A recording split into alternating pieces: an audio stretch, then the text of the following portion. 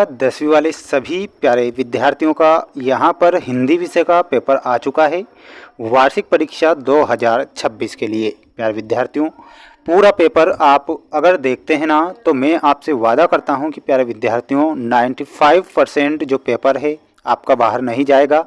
इसलिए प्यारे बच्चों, आपको इस क्वेश्चन पेपर को बिल्कुल भी मिस नहीं करना है, क्योंकि वो प्रश्न मैं आपको यहाँ पर बता रहा हूँ जो आपकी परीक्षा में छपेंगे। प्यारे विद्यार्थियों, पहला प्रश्न परीक्षा में पूछा जाएगा, आप ध्यान से देखिएगा।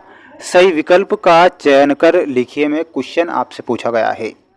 उद्धव ने गोपियों को किसका संदेश दिया था? प्यारे विद्यार्थियों, उद्धव के द्वारा गोपियों को किसका संदेश दिया गया था?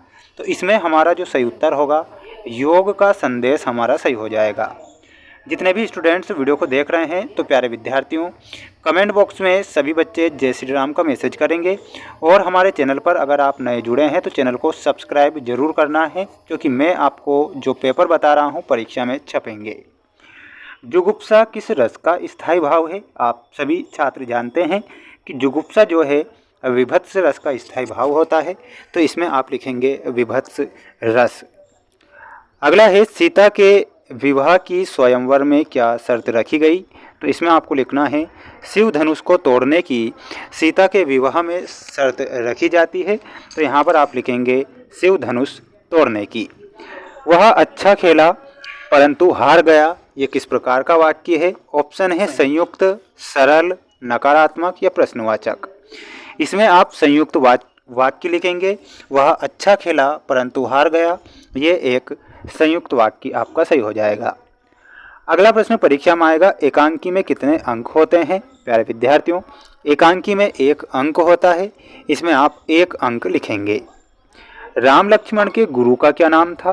तो इसमें आपको लिखना है राम लक्ष्मण के जो गुरु थे विश्वामित्र गुरु थे, तो आप विश्वामित्र करेक्ट उत्तर के रूप में ध्यान रखेंगे।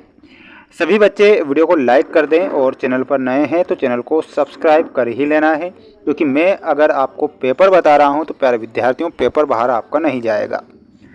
रिपोर्टाज मूल रूप से भाषा का शब्द है, तो इसमें आप लिखिएगा रिपोर्टाज जो है मूल रूप से फ्रेंच भाषा का शब्द है। भोलानाथ के मस्तक पर टीका लगा होता है, तो इसमें आप लिखेंगे भभूत का। क्या लिखना है? तो यहाँ पर आप सही उत्तर के रूप में लिखेंगे, देखिएगा भभूत का। शब्द शक्ति के कितने भेद होते हैं? इसमें आपको लिखना है शब्द शक्ति के 3 भेद होते हैं। सूरदास के गुरु कौन थे? तो इसमें आप लिखिएगा सूरदास के जो गुरु थे वल्लभाचार्य गुरु थे, इसमें आप लिखेंगे वल्लभाचार्य। छायावाद का प्रारंभ कब से माना गया है? तो यहाँ पर आप 1920 करेक्ट उत्तर के रूप में लिखेंगे। तो 1920 से छायावाद का प्रारंभ माना जाता है, 1920 सही हो जाएगा। पेपर का PDF अगर आपको चाहिए तो हमारा ऐप है, ऐप की लिंक डिस्क्रिप्शन में दे रखी है, जिसका नाम है मेंस एजुकेशन ऐप। कामायनी कवि की रचना है जयशंकर प्रसाद की, तो यहाँ पर आप लिखेंगे जयशंकर प्रसाद। अट नहीं रही है कवि की रचना है, तो इसमें आप लिखेंगे नागार्जुन। ठीक है, ये हमारा करेक्ट उत्तर हो जाएगा। सभी विद्यार्थी अच्छे से इन्हें पढ़ें और अच्छे से आप याद करेंगे। इसके बाद अगला प्रश्न बता देता हूँ। अगला प्रश्न ये रहा आपकी स्क्रीन के सामने, जिसमें आपको यहाँ पर जोड़ी दी गई है। अगला क्वेश्चन आपकी स्क्रीन के सामने है प्यारे विद्यार्थियों। बड़ी टोकरी, यहाँ पर ये लिखा है बड़ी टोकरी, इसमें आपको सही उत्तर के रूप में लिखना है डोको। क्या लिखना है? डोको आप यहाँ पर लिखेंगे। विद्युत छवि में हमारा सही उत्तर क्या हो जाएगा? उर्मे, तो यहाँ पर आप लिखेंगे उर्मे। और पतितों के देश में ये एक उपन्यास है, तो यहाँ पर आप उपन्यास लिखेंगे। कहानी के 6 तत्व होते हैं। एक वर्ण की आवृत्ति अगर हो रही है तो अनुप्रास अलंकार लिखना। और दोहा में आपको मात्रिक छंद से मिलाना है। दोहा किस प्रकार का छंद है? मात्रिक छंद है। तो ये आप सभी बच्चों की जोड़ी कंप्लीट हो चुकी है। बढ़ेंगे अगले क्वेश्चन की ओर। प्यारे विद्यार्थियों, प्यारे साथियों, पूरा पेपर देखिएगा और चैनल पर अगर नए जुड़े ना तो चैनल को सब्सक्राइब जरूर करना है और ऐप को आज ही इंस्टॉल कर लेना है, क्योंकि सभी विषय के पेपर हम उपलब्ध करवा रहे हैं। प्रबंध काव्य के 3 भेद होते हैं या 2, तो इसमें आप लिखेंगे प्रबंध काव्य के 2 भेद होते हैं। वीर रस का स्थायी भाव क्या होता है, तो इसमें आप लिखेंगे उत्साह। उत्साह जो होता है वीर रस का स्थायी भाव है। भोलानाथ का वास्तविक नाम क्या था, इसमें आप लिखेंगे तारकेश्वर नाथ।